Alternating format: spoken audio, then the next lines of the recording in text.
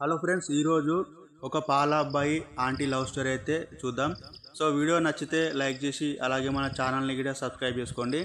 ఒక గ్రామంలో రమ్య అనే ఆంటీ ఉండేది. భర్త ఉద్యోగ నిమిత్తం పట్టణంలో ఉండటంతో ఆమె ఎక్కువగా ఒంటరిగా ఉండేది.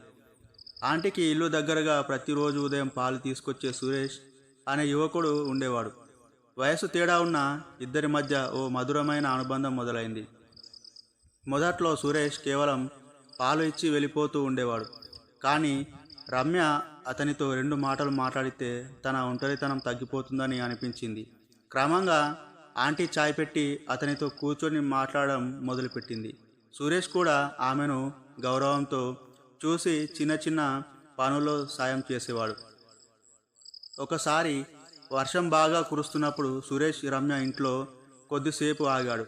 ఆ సందర్భంలో ఇద్దరు హృదయాన్ని పంచుకున్నారు. రమ్య తన జీవితంలోని ఖాళీని సురేష్తో పంచుకోగా అతను తన కష్టాలను వివరించాడు. ఆ క్షణం నుంచి వారి అనుబంధం మరింత బలపడింది. ఇద్దరు రోజుకో కొత్త భావనలో మునిగిపోతూ ఒకరికి ఒకరు ఆత్మీయులయ్యారు. ఆంటీకి ఆయనలో ఒక స్నేహితుడు, ఒక రక్షకుడు కనిపించగా సురేష్కు ఆమెలో ఒక ప్రేమతో నిండిన తోడుగా అనిపించింది.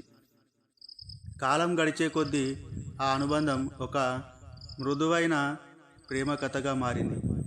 వయసు పరిస్థితులు వేరైనా వారి హృదయాలు కలిశాయి. ప్రేమ అనేది వయసు చూడదని, హృదయం ఎవరితో కలుస్తుందో అదే నిజమైన బంధమని వారి కథ చెప్తుంది. సో ఫ్రెండ్స్, వీడియో నచ్చితే ఒక లైక్ చేసి మన ఛానల్ని సబ్స్క్రైబ్ చేసుకోండి.